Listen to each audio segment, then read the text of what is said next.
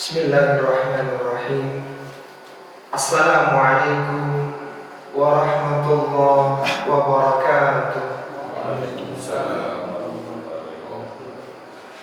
Alhamdulillah alladzi bi ni'matihi tatimmus shalihat.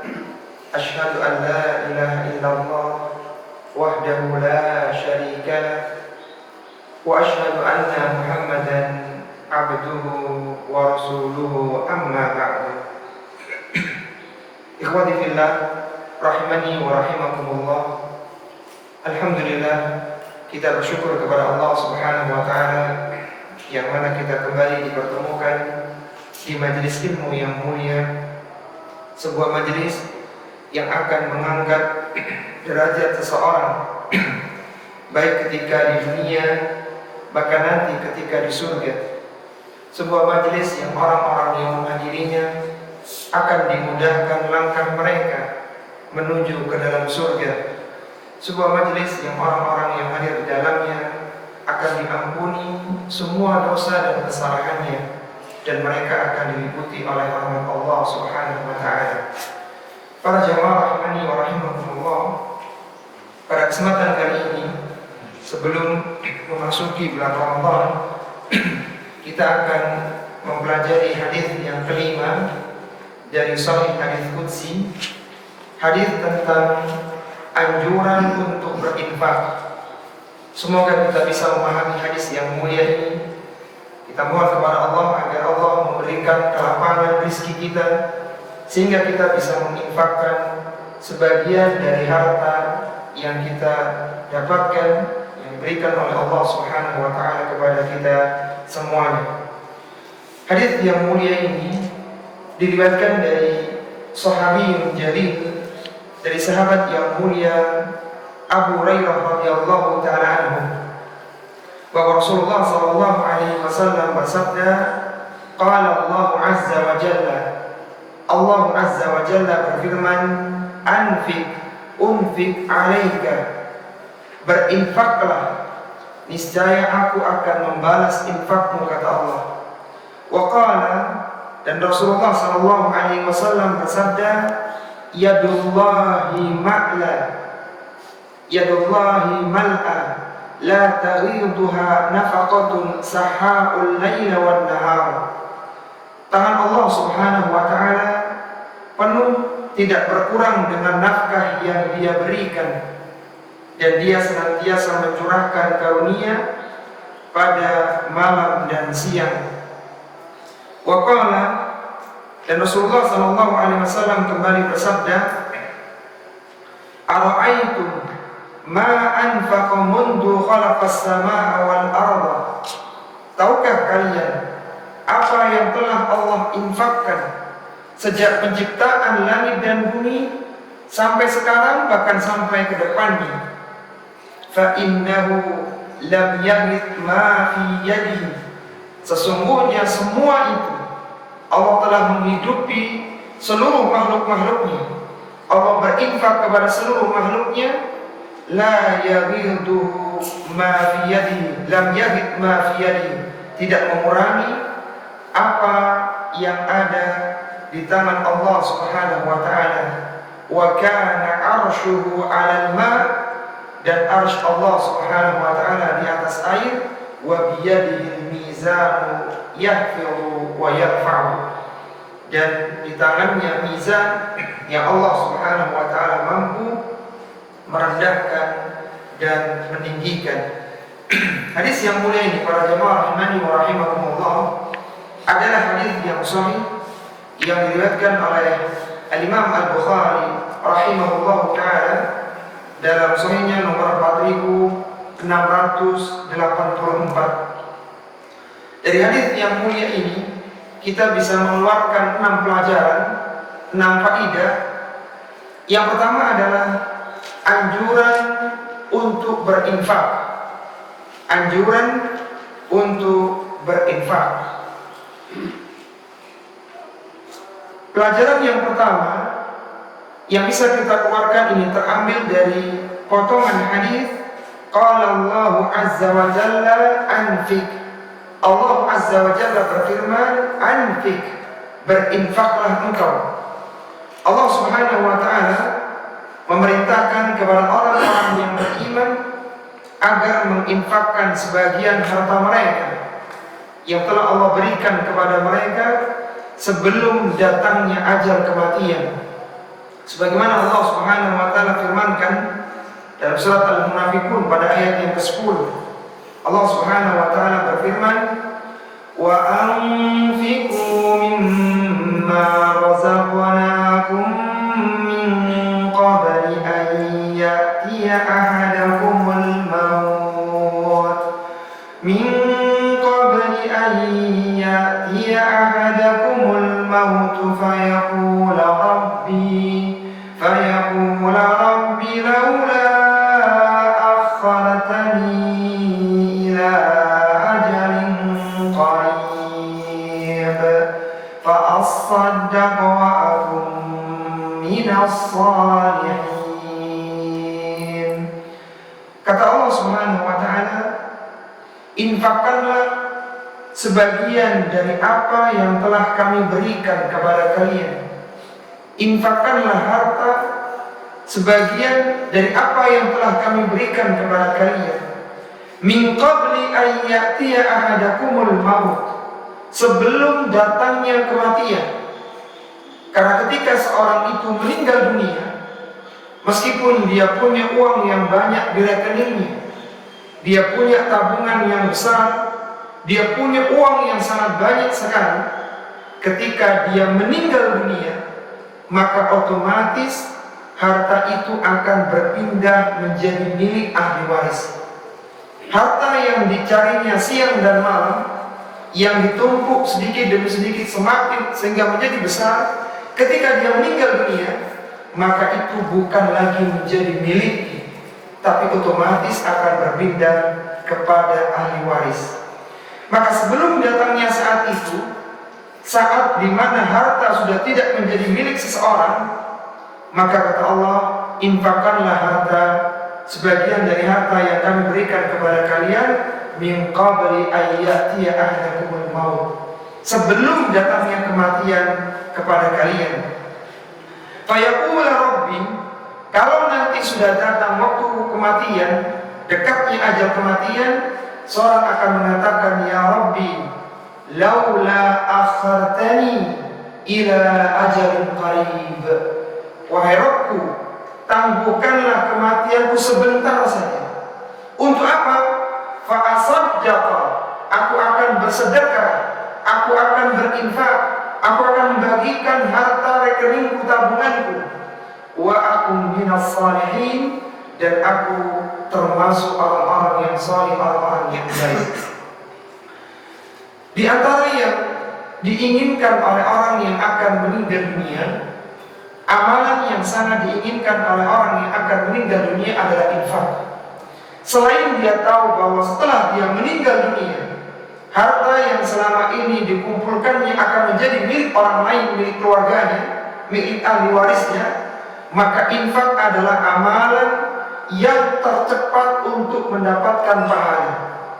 Seandainya dia ingin sholat, maka butuh waktu untuk berwudu, untuk sholatnya sekitar 5 menit. Kalau dia ingin mendapatkan pahala dari baca Al-Quran, butuh waktu 15-20 menit untuk baca Al-Quran. Kalau dia ingin melakukan puasa, maka butuh 1 hari, baru dia mendapatkan pahala puasa. Akan tetapi untuk infak, cukup dia transfer uang ke rekening orang lain, ketika berpindah kepemilikan uang itu, maka saat itu pula dia langsung mendapatkan pahalanya. Maka infak dilakukan, infak ini banyak diinginkan oleh orang yang akan meninggal dunia, karena selain dia sadar bahwa hartanya akan berpindah untuk orang lain, maka mendapatkan pahala dari infak itu adalah mendapatkan pahala yang cepat. Sehingga Allah Subhanahu wa taala mengingatkan pada potongan hadis yang pertama, anfik, berinfaklah kalian. Jangan sampai seorang menumpuk kekayaan sehingga dia lupa dengan infaknya dan dia kehilangan pahala yang besar dari infak yang dia tidak dikeluarkan. Kemudian pelajaran yang kedua yang bisa kita keluarkan dari hadis yang mulia ini, bahwa orang yang berinfak akan mendapatkan ganti. Orang yang berinfak akan mendapatkan ganti. Sebagaimana disebutkan dalam bagian awal dari hadis qudsi tadi, itu firman Allah Subhanahu wa taala, "Unfik 'alaika." Berinfaklah kalian, niscaya aku akan berinfak kepadamu. Artinya Allah Subhanahu wa taala akan mengganti infak tersebut. Harta yang dikeluarkan dari infak. Ketika kita bicara infak, maka konteksnya adalah harta. Jadi seorang mengeluarkan hartanya. Apabila seorang itu mengeluarkan harta untuk berinfak, maka dia harus yakin bahwa Allah Subhanahu wa taala pasti akan menggantinya. Sebagaimana Allah Subhanahu wa taala firmankan dalam Al-Qur'an, "Wa ma anfaqtum min syai'in fahuwa yukhlifu wa huwa khairur raziqin." Kata Allah Subhanahu wa taala, apapun yang kalian infakkan, apapun yang kalian berikan, berapapun yang kalian dermakan, yang kalian sedekahkan, fahuwa yukhlifu, maka Allah pasti akan menggantinya. Wa huwa khairur raziqin, dan Allah adalah sebaik-baik pemberi rizki. Ketika seorang mengeluarkan hartanya, maka dia harus yakin Allah Subhanahu wa taala pasti membalasnya, pasti akan mengembalikannya. Baik itu pengembalian secara nominal harta, jadi hartanya semakin banyak, hartanya semakin bermanfaat, maka bisa dikembalikan secara pahala. Pahalanya dia mendapatkan pahala yang besar ketika dia nanti bertemu dengan Allah Subhanahu wa ta'ala. Dan setiap pagi, seperti pagi kita sekarang ini, selalu turun dua malaikat. Yang satu mendoakan ganti orang yang berinfak di hari itu, dan yang lainnya mendoakan kehancuran bagi orang yang menahan infaknya. Kata Nabi sallallahu alaihi wasallam, "Ma min yaumin yusbihul ibadu fihi illa malakan yanzilan." Tidaklah ada satu hari pun yang ada hamba hidup di dalamnya illa malakan yanzilan, kecuali turun dua malaikat. Yaqulu ahaduhuma, yang satu akan berdoa, "Allahumma a'ti mumfiqan khalaf." Ya Allah, berikanlah ganti orang yang berinfak hari ini, orang yang mengeluarkan hartanya hari ini untuk infak. Wa yaqulul akhar, dan malaikat yang kedua mengatakan, "Allahumma a'ti mumsikan talaf." Ya Allah, berikanlah kehancuran bagi orang yang menahan infaknya hari ini. Jadi infak itu bisa menjadikan seorang diselamatkan dari bala dan musibah. Dengan infak dia diselamatkan dari kehancuran. Bahkan apa yang dikeluarkan akan diganti oleh Allah Subhanahu wa ta'ala. Bahkan Allah Subhanahu wa ta'ala menyebut infak itu dengan memberikan pinjaman kepada Allah Subhanahu wa ta'ala. Seorang yang memberikan pinjaman, maka pinjaman itu akan kembali. Apalagi yang diberikan pinjaman adalah Allah Subhanahu wa ta'ala, yang Allah tidak butuh kepada makhluknya, Allah tidak butuh kepada manusia. Tapi karena infak itu pasti akan Allah kembalikan, pasti akan Allah ganti, maka Allah menyebutnya dengan pinjaman. Allah Subhanahu wa ta'ala berfirman, "Wa aqridullaha qardan hasanah." Dan berikanlah pinjaman kepada Allah qardan hasanah, dengan pinjaman yang baik. Pinjaman yang dimaksudkan dalam ayat yang mulia ini, surat Al-Muzammil pada ayat yang ke-20 itu, maksudnya adalah menginfakkan harta di jalan-jalan kebaikan, menginfakkan harta ke masjid, menginfakkan harta ke bagian dakwah, menginfakkan harta kepada orang-orang miskin yang membutuhkan. Semuanya adalah pinjaman kepada Allah Subhanahu wa ta'ala. Kata Syekh Muhammad Sulaiman Abdullah Al-Ashqar dalam kitabnya Zubdatul Tafsir, ketika menjelaskan ayat yang mulia ini, beliau mengatakan bahwa wa aqridullaha qardan hasanah, berikanlah pinjaman yang baik kepada Allah. Maksudnya adalah berikanlah pinjaman kepada Allah dengan menginfakkan harta di jalan-jalan kebaikan. Ketika dia menginfakkan hartanya, maka dia sedang memberikan pinjaman kepada Allah yang Allah Subhanahu wa taala pasti akan mengembalikannya. Kemudian Allah Subhanahu wa taala berfirman, "Wa ma tuqaddimu li anfusikum min khairin tajiduhu indallah." Kebaikan apa saja yang kalian lakukan untuk diri kalian, niscaya kalian akan mendapatkan balasan pahalanya di sisi Allah Subhanahu wa taala. Bahkan Umar radhiyallahu taala, Umar Khattab radhiyallahu taala, seorang khulafaur rasyidin yang wafat tahun 23 Hijriah di Madinah, beliau pernah menuliskan surat kepada putranya Abdullah bin Umar, dan disebutkan dalam surat itu, amma ba'du, adapun setelah itu, fa inni usika bi taqwallahi azza wa jalla, aku berwasiat kepadamu wahai anakku agar engkau bertakwa kepada Allah azza wa jalla. Fa innahu man ittaqahu waqahu, karena sesungguhnya orang-orang yang bertakwa kepada Allah, niscaya Allah Subhanahu wa taala akan menjaganya. Wa man aqradahu jazaa, barang siapa yang memberikan pinjaman kepada Allah, maka Allah akan memberikan balasannya.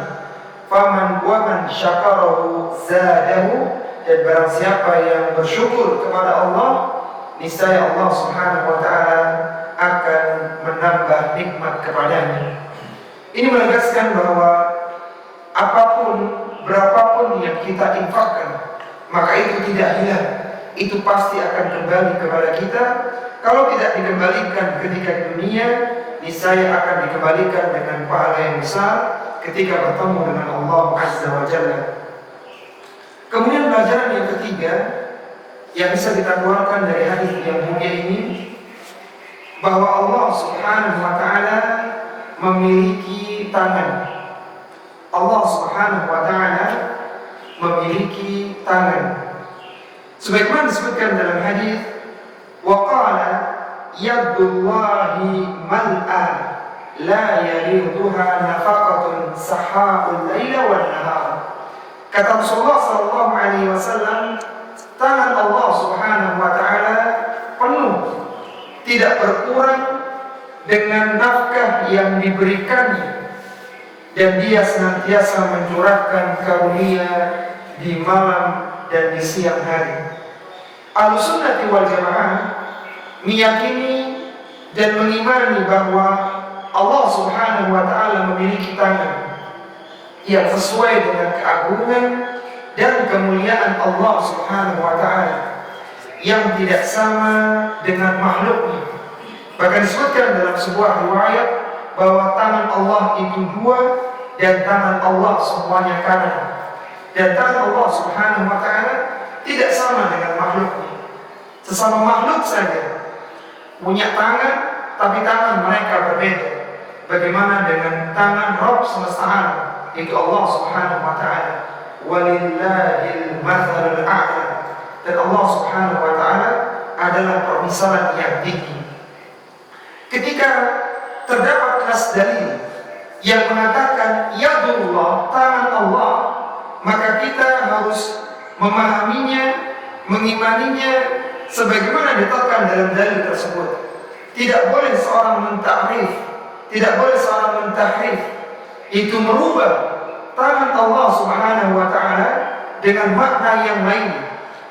Misalnya tangan dirubah dengan kekuasaan, maka ini adalah tahrif, memalingkan makna dan menyelisih nas-nas dalil. Sebagaimana disebutkan oleh Allah Subhanahu wa taala tentang penciptaan Nabi Adam alaihi salatu wassalam, yang mana iblis saat itu tidak mau bersujud kepada Nabi Adam, tidak mau memberikan sujud penghormatan kepada Nabi Adam. Maka Allah Subhanahu wa taala bertanya kepada iblis, "Ma mana'aka an tasjuda?" Apa yang menahanmu untuk sujud terhadap makhluk yang aku ciptakan biyadaya, kata Allah, dengan kedua tanganku. Maka kalau tangan diartikan dengan kekuasaan, maka bagaimana kekuasaan Allah itu berbilang, yaitu dua. Bukankah kekuasaan Allah itu mencakup semuanya yang ada di langit dan yang ada di bumi? Semuanya tidak lepas dari kekuasaan Allah Subhanahu wa taala. Sehingga mentahrif, memalingkan makna tangan menjadi kekuasaan, ini adalah sebuah penyimpangan. Dan kita tidak boleh ta'til, yaitu meniadakan sifat-sifat Allah Subhanahu wa taala dan maknanya. Sebagian kelompok mereka mengakui Allah punya mata, Allah punya telinga, tetapi tidak ada hakikatnya, hanya sekadar nama saja, tidak ada hakikatnya. Jadi ini adalah ta'til, mereka meniadakan. Sehingga kalau dalam kehidupan dunia saja, makhluk yang manusia yang punya penglihatan dan dia bisa melihat, maka itu lebih utama daripada ada manusia yang punya penglihatan tapi tidak bisa melihat, tidak berfungsi penglihatan. Makhluk aja yang utama adalah yang punya penglihatan dan bisa melihat, maka bagaimana dengan Allah Subhanahu wa ta'ala? Maka meniadakan makna semacam ini adalah sebuah penyimpangan. Kemudian tidak boleh pula seorang takyif menanyakan bagaimana hakikat tangan Allah Subhanahu wa ta'ala, karena tidak ada seorang pun yang tahu dan Allah Subhanahu wa ta'ala. Manusia tidak pernah mengetahui dan Allah Subhanahu wa ta'ala kecuali yang dikabarkan berdasarkan nas-nas dalil. Ketika tidak ada keterangan tentang bagaimana hakikatnya dan manusia tidak pernah melihatnya, maka tidak diperbolehkan seorang menanyakan bagaimana tangan Allah Subhanahu wa ta'ala. Yang jelas tangan Allah berbeda dengan makhluk, dan itu sesuai dengan keagungan dan kemuliaan Allah Subhanahu wa ta'ala. Dan tidak boleh tamthil, tidak boleh menyerupakan, menyamakan tangan Allah dengan makhluknya. Laisa kamitslihi syai'un wa huwas samiul basir. Tidak ada sesuatu pun yang serupa dengannya, wa huwas samiul basir. Tetapi dia Maha mendengar lagi Maha melihat. Ini menunjukkan bahwasanya Allah Subhanahu wa ta'ala memiliki tangan, dan nanti akan datang nas-nas dalil yang menyebutkan tangan bagi Allah Subhanahu wa ta'ala. Di antaranya tentang masalah infak, disebutkan di sebuah riwayat bahwa orang yang berinfak, maka Allah Subhanahu wa ta'ala menerima dengan tangan kanannya. Kemudian Allah mengembangkannya menjadi sangat banyak sekali dan dikembalikan kepada orang yang berinfak tadi. Jadi kembali lagi bahwa Allah Subhanahu wa ta'ala memiliki tangan yang sesuai dengan keagungan dan kemuliaan Allah Subhanahu wa ta'ala yang tidak sama dengan makhluknya. Kemudian pelajaran yang keempat adalah menunjukkan luasnya karunia Allah Subhanahu wa ta'ala. Menunjukkan luasnya karunia Allah Subhanahu wa ta'ala. Disebutkan dalam hadis di atas, wa qala ara'aytum ma anfaqa mundu khalaqas samaa'a wal arda. Tahukah kalian apa yang telah Allah infakkan sejak penciptaan langit dan bumi sampai saat ini, bahkan sampai nanti hari kiamat? Allah Subhanahu wa ta'ala menciptakan langit dan bumi. Allah menciptakan para makhluk di dalamnya. Ada malaikat, ada jin, manusia, binatang, tumbuhan, dan berbagai makhluk-makhluk Allah yang sangat banyak. Allah yang menginfaki mereka, Allah yang memberikan nafkah kepada mereka. Seandainya binatang itu tidak Allah berikan nafkah, Allah tidak menciptakan makanan untuk mereka, maka mereka akan punah. Seandainya Allah tidak memberikan nafkah kepada manusia, maka tidak ada manusia hidup di muka bumi ini sampai hari ini. Mereka semua bisa bertahan hidup, mereka bisa hidup di muka bumi ini karena Allah Subhanahu wa ta'ala menafkahi mereka. Allah yang memberikan nafkah untuk mereka semuanya sejak dulu penciptaan langit dan bumi sampai saat ini, bahkan nanti sampai hari kiamat. Maka Nabi SAW bertanya, fa'innahu, yang mengatakan fa'innahu lam yahid ma fi yadi. Ketahuilah bahwa infak yang Allah keluarkan untuk bumi, langit dan bumi agar berjalan kehidupan di antara keduanya, itu tidak mengurangi apa yang ada di tangan Allah Subhanahu wa ta'ala. Allah berikan makan kepada seluruh makhluk dan tidak mengurangi kekuasaan yang ada di tangan Allah Subhanahu wa taala sedikit pun. Bahkan disebutkan dalam hadis qudsi yang lain yang diriwayatkan Abu Dzar Al-Ghifari, Rasulullah sallallahu alaihi wasallam menyebutkan kekayaan Allah Subhanahu wa taala yang sangat luar biasa. Nabi sallallahu alaihi wasallam menyebutkan dalam hadisnya, Allah Subhanahu wa taala berfirman, "Ya ibadi, wahai hamba-Ku, law anna awwalakum wa akhirakum wa insakum wa jinnakum." Seandainya orang yang pertama di antara kalian sampai orang yang terakhir di antara kalian, insakum wa jinnakum, baik itu manusianya maupun jinnya, qamu fi sa'idin wahidin, mereka semua berdiri di tanah yang lapang, fasa'aluni fa'ataitu kulla insanin mas'alatan, mereka semua meminta berdoa kepadamu kata Allah, dan aku berikan apa yang mereka minta semuanya. Jadi manusia dan jin berkumpul di tanah yang lapang, dari mulai manusia pertama Nabi Adam sampai manusia terakhir yang meninggal, yang diciptakan menjelang hari kiamat nanti. Bahkan jinnya pun diciptakan pertama sampai yang terakhir.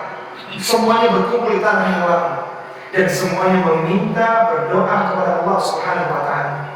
Fa'ataitu kulla insanin mas'alatan. Aku berikan semua apa yang mereka minta.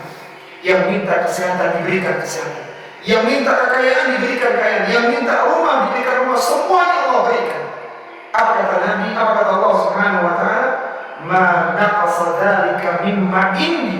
Itu semua tidak akan mengurangi apa yang ada di sisiku, illa kama yanqusul mikhyatu idza udkhilal bahra, kecuali seperti jarum yang dicelupkan ke dalam lautan. Lautan itu adalah gambaran kekayaan Allah Subhanahu wa taala, sedangkan jarum itu adalah gambaran yang diberikan kepada seluruh makhluk tadi. Yang berkisahkan oleh Allah Subhanahu wa taala dalam hadis yang mulia ini adalah mikhyat, adalah jarum, bukan linggis yang panjang, bukan betel yang besar, bukan paku yang besar, tapi jarum yang kecil dan itu licin, yang kalau dicelupkan ke dalam air hampir-hampir tidak ada yang diserap dengan jarum itu. Hampir tidak ada, kecuali hanya sebagian yang basah jarum yang kecil itu. Itu adalah gambaran kekayaan Allah yang sangat luar biasa, dan kita punya Allah Subhanahu wa taala.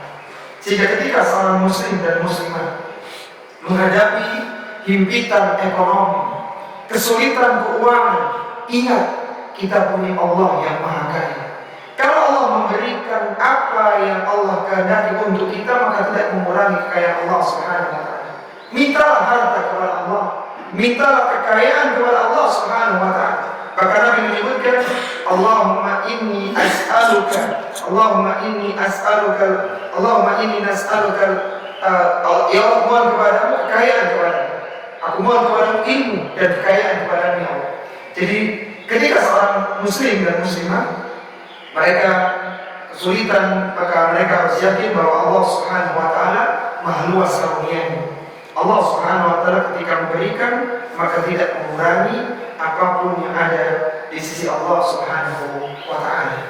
Sehingga kita memiliki zat yang maha kaya yang akan senantiasa menjaga dan melindungi kita. Kalau ada seorang manusia yang dia punya backing orang yang mampu secara keuangan, bahkan orang itu sudah menjamin lakukan sesuatu, aku akan membantu, maka dia tenang karena dia punya orang yang berduit, orang yang memiliki harta yang siap untuk membantu dia. Ini dalam kehidupan antar manusia. Bagaimana ketika seorang muslim dia punya Allah Subhanahu wa taala, yang kalau Allah berikan harta kepadanya tidak mengurangi kekayaan Allah, dan Allah Maha Pemurah. Allah Subhanahu wa taala Maha Ar-Rahman Ar-Rahim yang akan memberikan karunia-Nya kepada para hamba-Nya, terutama kepada orang-orang yang beriman. Kemudian pelajaran yang kelima, jemaah rahimani wa rahimakumullah, yang bisa kita keluarkan adalah arsy Allah Subhanahu wa taala berada di atas air. Arsy Allah Subhanahu wa taala berada di atas air. Pelajaran yang kelima ini terambil dari potongan hadis wa kana arshuhu 'alal ma', dan arsy Allah Subhanahu wa taala di atas air. Kita tahu bahwasanya makhluk yang pertama kali Allah ciptakan menurut pendapat yang kuat adalah arsy Allah Subhanahu wa taala. Dan arsy Allah Subhanahu wa taala adalah makhluk yang terbesar. Arsy Allah Subhanahu wa taala adalah makhluk yang terbesar yang Allah Subhanahu wa taala menciptakannya. Kemudian Allah Subhanahu wa taala meletakkan arsy itu di atas air. Sebagaimana Allah sebutkan dalam Al-Qur'an, "Huwallazi khalaqas samawati wal arda fi sittati ayyam." Dia Allah Subhanahu wa taala yang telah menciptakan langit dan bumi dalam 6 hari. Disebutkan dalam sebuah riwayat, Allah menciptakan tanah pada hari Sabtu, Allah menciptakan ini pada hari Ahad, hari Senin, sampai pada hari Kamis. Kemudian pada hari Jumatnya Allah Subhanahu wa taala menciptakan Nabi Adam alaihissalatu wassalam dengan kedua tangannya yang mulia. Kemudian Nabi Adam pun dimasukkan ke dalam surga, dan sebelum masuk waktu hari Sabtu, malam Sabtu, yaitu waktu maghrib, maka Nabi Adam telah dikeluarkan dari surga. Nabi Adam diciptakan hari Jumat, dan Nabi Adam pun dikeluarkan dari surga di hari yang sama, di hari Jumat. Setelah Allah Subhanahu wa taala menciptakan langit dan bumi dalam 6 hari itu, kemudian Allah menyatakan wa kana arshuhu 'alal ma', dan arsy Allah Subhanahu wa taala di atas air. Arsy Allah Subhanahu wa taala adalah makhluk yang terbesar secara mutlak. Adapun makhluk yang terbesar yang bisa dilihat oleh manusia di bumi adalah langit. Tetapi ada yang besar dari langit itu, yaitu Allah, yaitu arsy Allah Subhanahu wa taala. Dan di atas arsy itu Allah Subhanahu wa taala beristiwa. Disebutkan dalam sebuah riwayat tentang perbandingan arsy dengan kursi dan perbandingan kursi dengan langit dan bumi. Kata Nabi sallallahu alaihi wasallam, "Mas-samawatu sab'u fil kursi illa kahalqatin bi ardi fallatin." Perbandingan antara langit yang 7 lapis, kita tahu langit itu ada 7 lapisannya, dengan kursi. Kursi adalah maudhi'ul qadamain, tempat 2 telapak kaki Allah Subhanahu wa taala yang maha mulia. Kursi berada di hadapan arsy. Perbandingan antara langit yang 7 lapis dengan kursi illa kahalqatin bi ardi fallatin, kecuali seperti sebongkah cincin yang berada di padang pasir. Cincin itulah langit yang 7 lapis, sedangkan padang pasir yang sangat luas itulah kursi Allah Subhanahu wa taala. Wasi'a kursiyyuhu samawati wal ardh. Kursi Allah seluas langit dan bumi. Kata Abdullah bin Abbas menafsirkan tentang kursi, al-kursi maudhi'ul qadamain. Kursi adalah tempat 2 telapak kaki Allah Subhanahu wa taala yang maha mulia, yang tidak sama dengan makhluknya. Wa fadlul arsy 'alal kursi.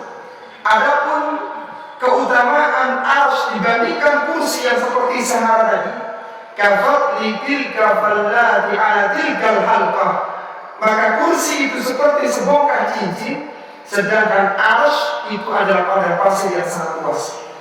Hanya dengan perbandingan seperti inilah arsy Allah Subhanahu wa taala bisa disebutkan besar. Tidak ada lagi meteran yang mampu mengukur berapa besarnya arsy. Karena langit yang 7 lapis saja seperti cincin. Cincin dibandingkan dengan padang pasir. Padang pasir itu kursinya. Kursi yang besar tadi dibandingkan dengan arsy, kursi menjadi cincin yang kecil. Arsy Allah Subhanahu wa taala itu seperti padang pasir yang sangat luas. Dan arsy Allah Subhanahu wa taala itu dipikul oleh 8 malaikat pada hari kiamat. Sebagaimana Allah Subhanahu wa taala firmankan dalam surat Al-Haqqah, Allah menyebutkan wal malaku ala arjaiha wa yahmilu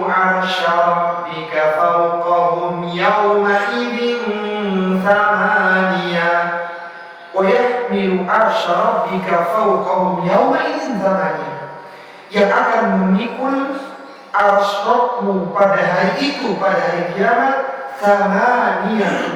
Thamaniya berapa? 8 malaikat. Dan 8 malaikat itu salah satunya adalah malaikat Israfil, malaikat yang akan meniup sangkakala.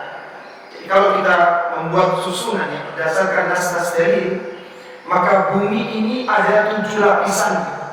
Lapisan pertama magma, lapisan kedua, lapisan ketiga, sampai lapisan yang ke-7. Dan manusia hidup di permukaan bumi yang ke-7. Manusia hidup di atas bumi lapisan yang ke-7, dan ketika nanti mati mereka dimasukkan ke dalam bumi. Idza mata fa akbar, apabila telah mati maka dimasukkan ke dalam perut bumi, di lapisan bawah bumi. Kemudian ada langit yang pertama. Langit yang pertama ini adalah sama'ud dunya, yang disitulah ada matahari, ada rembulan, bintang-bintang, dan berbagai benda-benda langit yang lain seperti awan dan yang lainnya. Dan tidak ada makhluk yang bisa berpindah di langit yang pertama ke langit berikutnya, kecuali harus izin dengan penjaga langit itu, dan langit memiliki pintu. Di langit yang pertama itu nanti akan ada Nabi Adam alaihissalam, rohnya Nabi Adam, sebagaimana dilihat oleh Nabi sallallahu alaihi wasallam ketika Isra Mi'raj. Kemudian ada langit yang kedua. Di langit yang kedua itu ada rohnya Nabi Yahya dan jasadnya serta rohnya Nabi Isa alaihissalam, yang akan diturunkan ke bumi untuk membunuh Dajjal pada hari kiamat, menjelang hari kiamat.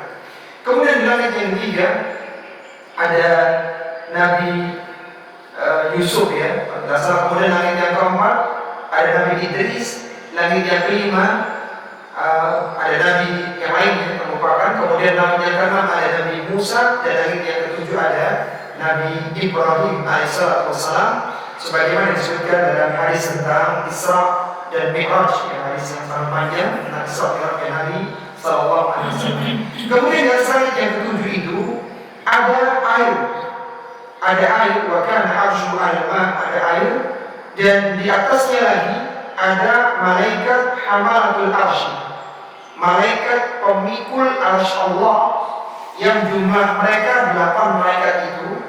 Salah satu dari 8 itu adalah malaikat Israfil, malaikat yang akan meniup sangkakala dengan 2 kali tiupannya, tiupan kehancuran dan tiupan kebangkitan.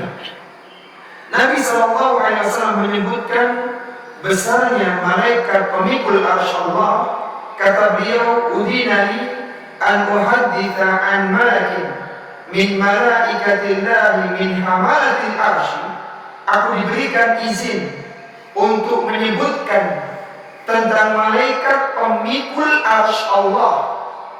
An inna ma baina sakhmati udhuni ila atiqi, bahwa jarak antara sahma udhun itu tempatnya anting-anting, jadi telinga yang paling bawah, bukan yang atas, ya. Min ila baina sakhmati udhuni, antara tempatnya anting-anting, ila atiqi, sampai ke pundaknya, masiratu sab'imi'ati amin, perjalanan 700 tahun. Jadi makhluk berjalan 700 tahun itu dari pundaknya baru sampai ke cuping telinganya. Kita tidak bisa bayangkan betapa besarnya. Kita saja perjalanan luar kota sehari semalam dapat jauh, ya. Ini perjalanan 700 tahun, bukan hanya sebulan, setahun, 700 tahun, subhanallah.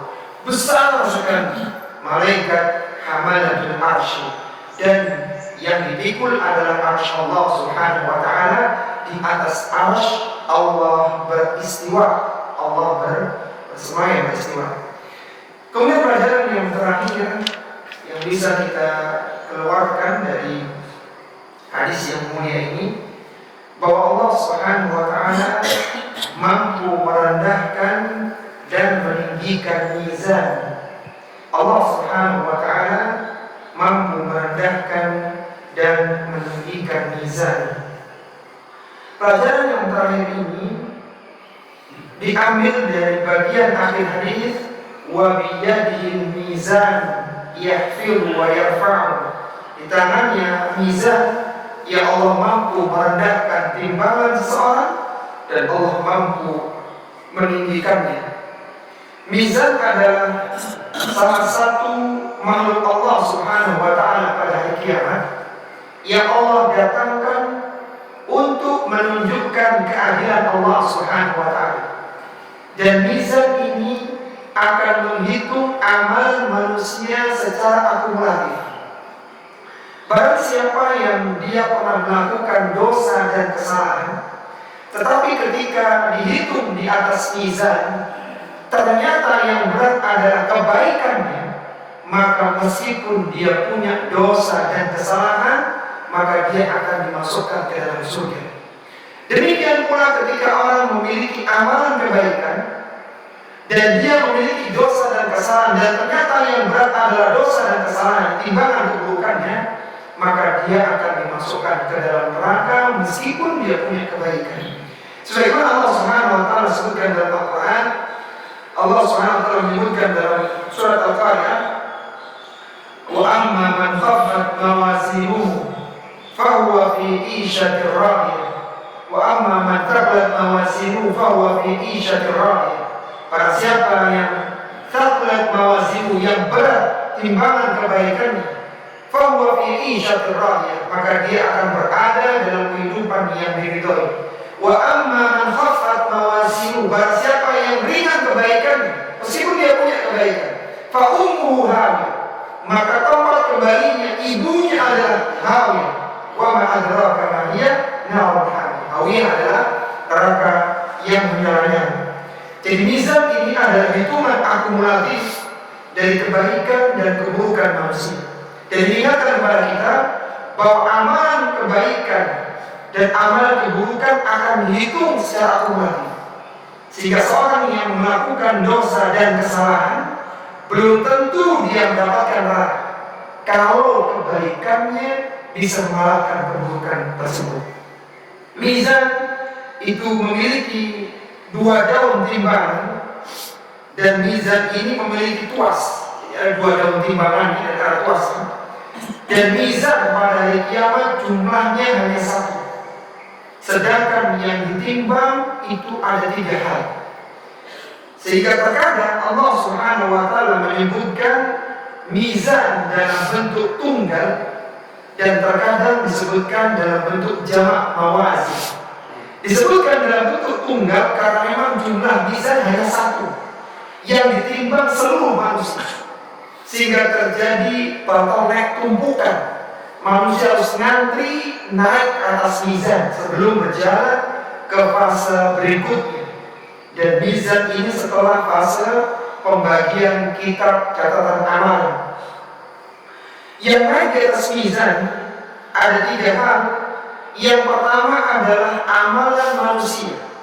Amalan manusia yang abstrak akan dijadikan bentuk konkret pada hari kiamat, sehingga bisa dinaikkan di atas mizan. Sebagaimana sabda Nabi sallallahu alaihi wasallam, "Afdalu syai'in fil mizani al-khuluqul hasan." Tidak ada sesuatu yang lebih berat di timbangan daripada akhlak yang mulia. Maka disebutkan dalam riwayat yang lainnya, yang paling banyak memasukkan manusia ke dalam surga adalah taqwallahi wa husnul khuluq. Takwa kepada Allah dan akhlak yang baik. Akhlak itu tidak kelihatan. Akhlak yang baik diantaranya adalah jujur, ramah, dermawan, dan yang lainnya yang tidak kasat mata. Tapi akhlak yang baik akan dirupakan dalam bentuk yang konkret, dan dia akan dinaikkan di atas mizan. Kemudian yang kedua, yang akan naik di atas mizan adalah orang yang beramal. Manusianya akan dinaikkan di atas mizan.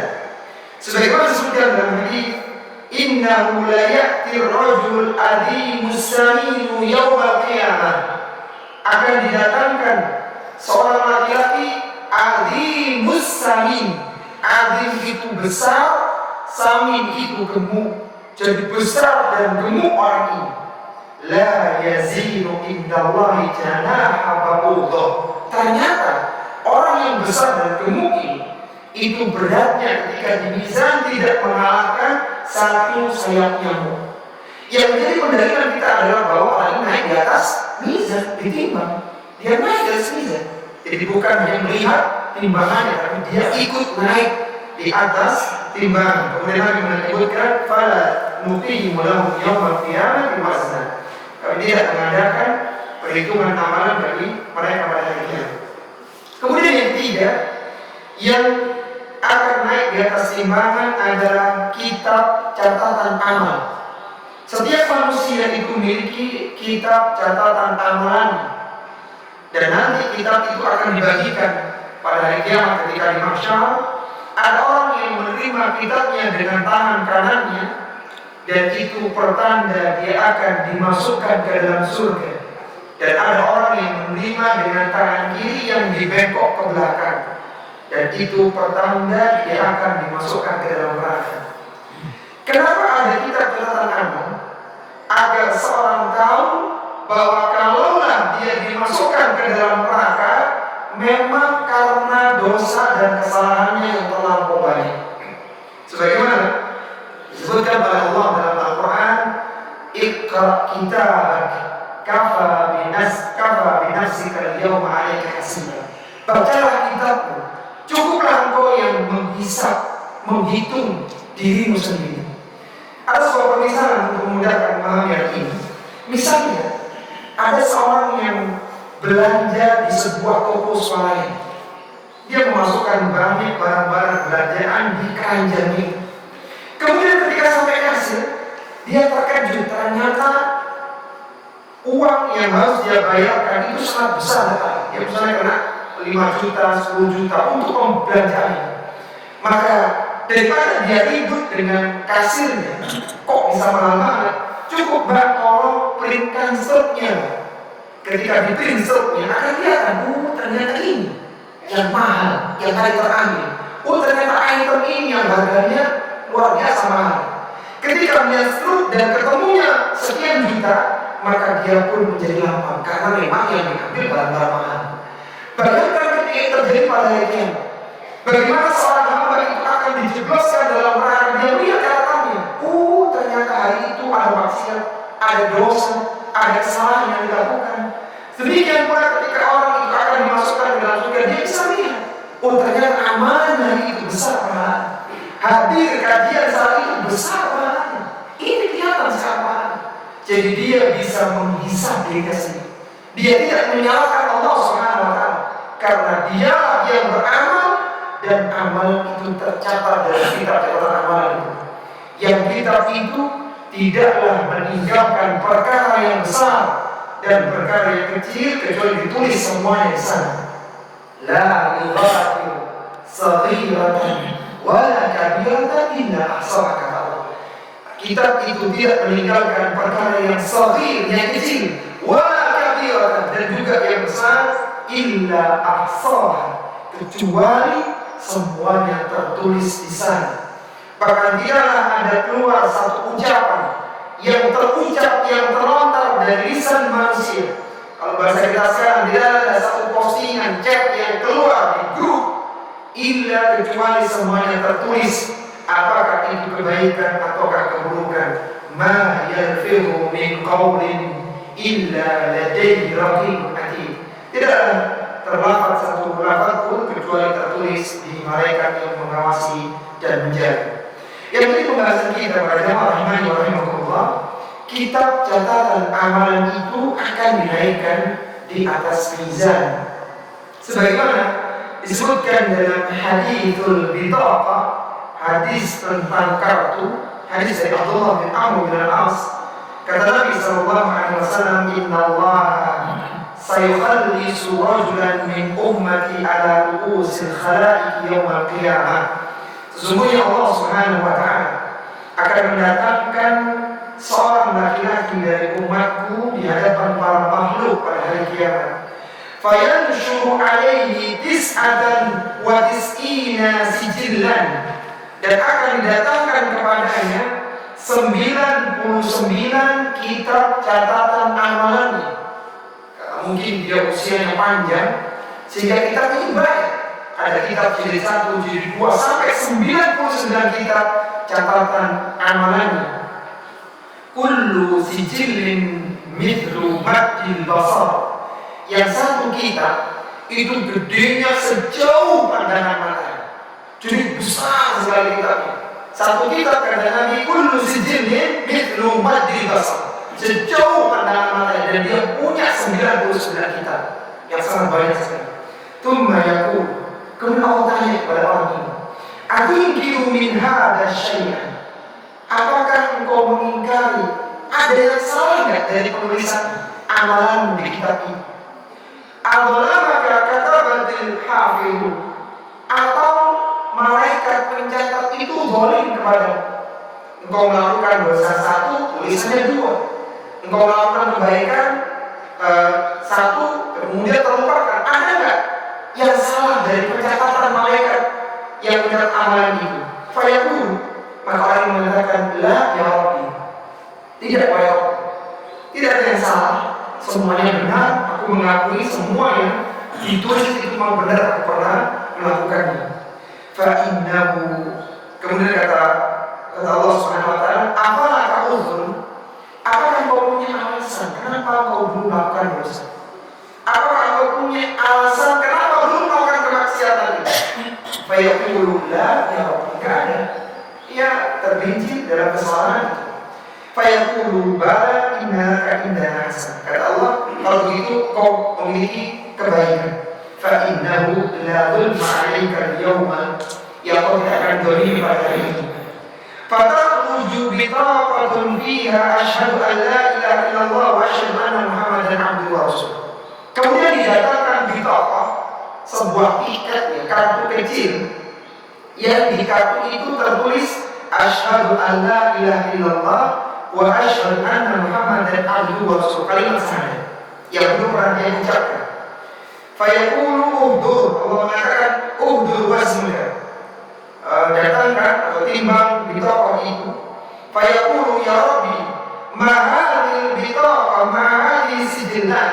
Orang ini mengatakan dengan pesimisnya, apalah artinya satu kartu kecil ini ya Allah, dibandingkan 99 kitab yang isinya kebanyakan keburukan dan maksiat itu. Apa artinya? Mahadhi bitaqah, mahadhi sijillat. Apa artinya kartu kecil ini? Allah mengatakan innaka la tuzlam, sesungguhnya kau tidak akan dizalimi.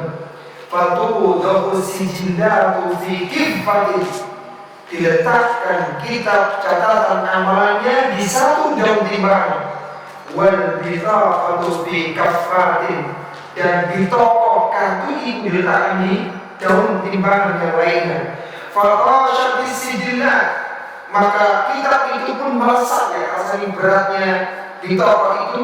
Wa thaqulatil bitaqah, dan ternyata yang berat adalah bitaqah, kartu tadi itu. Fala yadkhulu ma'asmillahi syai'un, dan tidak ada yang bisa mengalahkan nama Allah Subhanahu wa Ta'ala. Karena sana ada nama Allah, asyhadu an la ilaha illallah tadi, maka itu beratkan timbangan. Ini menunjukkan jadi amalan itu dianggap kecil oleh manusia, tapi justru itu amalan yang menyelamatkan kepada hari kiamat. Sehingga tidak diperbolehkan seorang muslim dan muslimah meremehkan amalan kebaikan. Kemudian dalam pembahasan kita bahwa yang naik di timbangan itu salah satunya adalah kitab catatan amalan. Semua akan ditimbang secara akumulatif. Kalau yang berat adalah kebaikan, pertanda surga. Kalau yang berat keburukan, yang ringan kebaikan, maka pertanda neraka. Meskipun masih ada fase berikutnya, fase melewati sirat, melewati kontrol, lalu nanti sampai ke surga. Ini para ikhwan dan akhwat rahimani wa rahimakumullah, pelajaran yang bisa kita keluarkan. Coba kita awal dulu ya. Ada 6 pelajaran anjuran untuk berinfak. Apa tadi yang pertama? Anjuran untuk berinfak di sabilillah. Baik. Kemudian yang kedua, orang yang berinfak akan mendapatkan ganti. Yang ketiga, Allah Subhanahu wa Ta'ala membiayai kita. Yang keempat, menunjukkan luasnya karunia Allah Subhanahu wa Ta'ala. Yang kelima, arsy Allah berada di atas air. Sudah kita jelaskan susunannya tadi. Yang keenam, Allah Subhanahu wa Ta'ala mampu merendahkan dan mizan. Jadi mizan itu nanti menjadi penentu akhir apakah seorang masuk surga atau masuk neraka. Dan Allah bisa orang yang amalnya sedikit diberatkan timbangannya di mizan, dijadikan timbangannya berat. Kita itu apa? Kita lihat amalnya sedikit tapi Allah beratkan timbangan mizan. Itu kekuasaan Allah Subhanahu wa Ta'ala.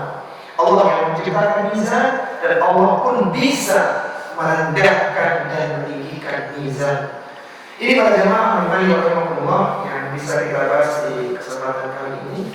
Sebelum kita akhir, kalau ada yang ingin didiskusikan, dipersilakan. Saya Ustaz. Jadi silakan. Pak Iwan. Iya. Iya. Pak. Apa Nasrul? Dalam diskusi ini dijelaskan pada istilah tangan Allah, Ustaz. Tangan Allah. Iya, tangan Allah. Kalau kita menjelaskannya, kita meyakini tangan Allah itu ada gitu kan? Iya. Kalau kita menjelaskannya dengan mentahwil, seperti kekuasaan Allah, seperti kemurahan Allah dan seterusnya itu apa bisa gitu? Apa kita gitu? Baik, Masya Allah. Iya. Ketika lafaz iya tangan itu dimaknai dengan makna yang lain, maka itu namanya tahrif. Jadi memalingkan dari makna aslinya. Jadi tahrif itu dilakukan oleh sebagian kelompok karena tidak ingin menyamakan Allah dengan makhluknya. Jadi supaya tidak sama, maka tangan itu adalah apa namanya wajah, ya, kemudian kaki, telapak kaki ada. Sebagaimana disebutkan dalam hadis, neraka itu senantiasa minta tambahan sampai Allah meletakkan kakinya. Jadi ada tangan, kaki, wajah Allah Subhanahu wa Ta'ala yang Maha Mulia. Maka semuanya supaya tidak sama, menurut mereka ditahrif, dipalingkan maknanya. Tangan dipalingkan dengan kekuasaan. Nanti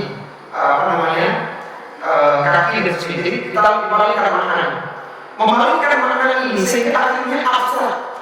Dan Allah Subhanahu wa Ta'ala abstrak. Jadi tidak ada sama begitu ketika kerja terus jadi abstrak begitu. Padahal cukup bagi mereka meyakini Allah punya tangan. Yang penting tangan Allah tidak sama dengan makhluknya. Yang penting tangan Allah sesuai dengan kemuliaan dan keagungan Allah Subhanahu wa Ta'ala. Karena ketika tadi dikatakan tangan itu dengan kekuasaan, bahkan di Salawat pun dimaknai dengan kekuasaan, maka bagaimana mungkin ayat yang menyebutkan pertanyaan Allah kepada tadi iblis, mana akan tasjud dan apa yang menjadikanmu, apa yang menahanmu bersujud kepada makhluk yang aku ciptakan biyadaya. Biyadaya itu bentuk musanna, bentuk dua yang aku ciptakan dengan kedua tanganmu. Maka kalau kedua tangan diartikan kedua kekuasaan, masa kekuasaan Allah berbeda? Bukankah kekuasaan Allah meliputi langit dan bumi? Jadi itu menjadi sinas dari banyak sekali benturan-benturan dari contohnya. Kita tahu Nabi Adam itu di antara kemuliaannya dibandingkan seluruh makhluk, bahwa Nabi Adam adalah satu-satunya manusia yang diciptakan dengan kedua tangan Allah. Kalau tangan dimaknai dengan kekuasaan, artinya Nabi Adam diciptakan dengan kekuasaan Allah. Bukankah semua makhluk adalah dengan kekuasaan Allah? Nabi Adam diciptakan dengan kekuasaan Allah, Nabi yang lainnya semua dengan kekuasaan Allah. Lalu apa bedanya antara Nabi Adam dengan Nabi lain? Tidak ada. Justru istimewanya Nabi Adam karena Allah langsung diciptakan dengan kedua tangan. Intinya bahwa ketika kita palingkan maka terjadi benturan banyak dalil. Dan dulu para sahabat ketika mereka mendapatkan nas dari seperti ini, mereka meyakini zahirnya dan mereka tidak memalingkan maknanya, tidak meniadakan yang mereka memahami sesuai dengan keagungan dan kebesaran Allah Subhanahu wa Ta'ala. Jadi walillahil mathalul a'la, Allah permisalan yang tinggi. Jadi yang tepat itu tidak ditakrif. Jadi sesuai dengan nas dari. Karena nanti akan banyak dalil yang ketika dimaknai dengan kekuasaan beda gitu, berbeda. Jadi hadis yang menyebutkan Allah menerima infaknya seorang dengan tangan kanannya. Kemudian diartikan menerima dengan kekuasaan. Bagaimana infak diterima dengan kekuasaan? Tidak tergambar dalam benak seorang hamba. Itu makna sebenarnya. Tapi pada lagi maksudnya cukup ya, ibu-ibu. Baik ya. Cukup ya. Baik, assalamualaikum para jamaah rahmani wa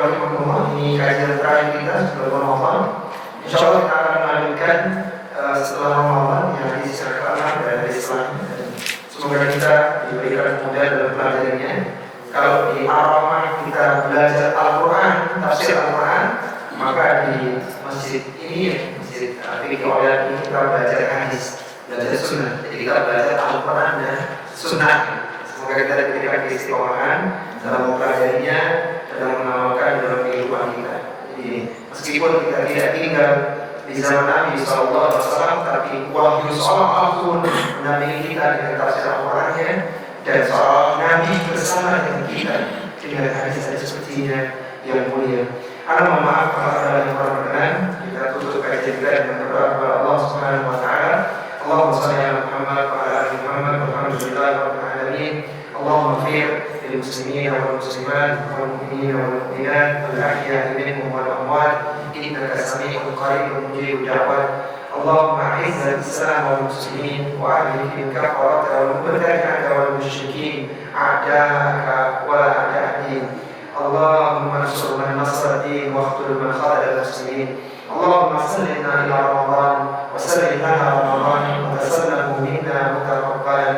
Rabbana hab lana min azwajina wa dhurriyyatina qurrata a'yun waj'alna lil muttaqina imama. Allahumma a'inna ala dhikrika wa syukrika wa husni ibadatik. Allahumma inna nas'aluka al-huda wal tuqa wal 'afafa wal ghina. Allahumma inna nas'aluka ilman nafi'a wa rizqan thayyiban wa 'amalan mutaqabbalan. Allahumma inna nas'aluka al-jannata al-firdaus al-a'la wa ma qarraba ilayha min qawlin aw 'amalin wa na'udzu bika min an-nar wa ma qarraba ilayha min qawlin aw 'amalin. Allahumma inna nas'aluka al-huda wa tuqa wal 'afafa wal ghina. Rabbana atina fid dunya hasanah wa fil akhirati hasanah wa qina 'adzaban nar. Wa sallallahu ala nabiyyina Muhammadin wa ala alihi wa sahbihi wa sallam. Subhanakallahumma wa bihamdika asyhadu an la